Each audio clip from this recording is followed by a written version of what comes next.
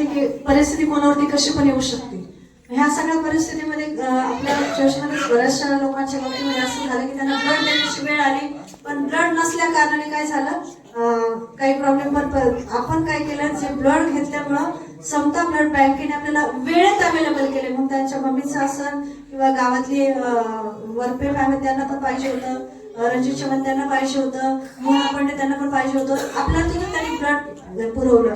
सगळ्यात महत्त्वाची गोष्ट आहे की ही वेळ कोणावरती कधी पण येऊ शकते आणि त्याच्यासाठी कदाचित माझ्या नातेवाईकांना, माझ्या जवळच्या व्यक्तीला मी गमावू नये म्हणून आपण ह्या गोष्टीसाठी काय करायला पाहिजे, द्यायला पाहिजे. रक्तदान खूप सगळ्यात मोठं आणि सगळ्यात श्रेष्ठ दान आहे ते रक्तदान.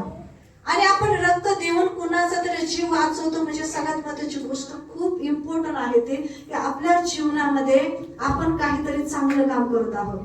आपण दुसरं काही नाही तर कमीत कमी ते ब्लड देऊन, रक्त देऊन कुणाचं तरी ज्याचं माहिती आहे तो ठीक आहे, पण जो कोणी जो व्यक्ती आहे तर त्याचं तारण नाही होईल. दुसरी गोष्ट की त्याचा जीवही वाचन आणि कळत न कळत ते आशीर्वाद आपल्यालाही प्राप्त होतील. म्हणून तुम्ही त्या गोष्टीकडे लक्ष द्या की मला द्यायला पाहिजे ती गोष्ट, ते दान करायला पाहिजे. दान म्हणजे कुठल्याही मोबदला न घेता जे आपण देतो त्या गोष्टीला आपण दान म्हणतो. आणि दान देताना ते परत वापस घेण्याच्या अपेक्षेने नाही करत, तर आपण काय करत असतो तर देत असतो, कुठलीही अपेक्षा न करता. म्हणून ही गोष्ट लक्षात ठेवा की रक्तदान हे जीवनदान आहे आणि ते गरजेचं आहे, ते महत्वाचं आहे. कदाचित मीही तिथं असू शकतो आणि मलाही गरज पडते, पण त्या ठिकाणी जेव्हा आपण कुठेतरी पेरणी करतो आपल्यासाठी पण चांगले कापले येते. जर मी कोणाचा जीव वाचवतो तर माझाही जीव वाचू शकतो. माझ्या जवळच्या कुणाच्याही व्यक्तीच्या जीवनात असं प्रॉब्लेम आहे, आपण काहीच करू शकत नाही, पण त्याद्वारे कोणाचा जीव वाचू शकतो.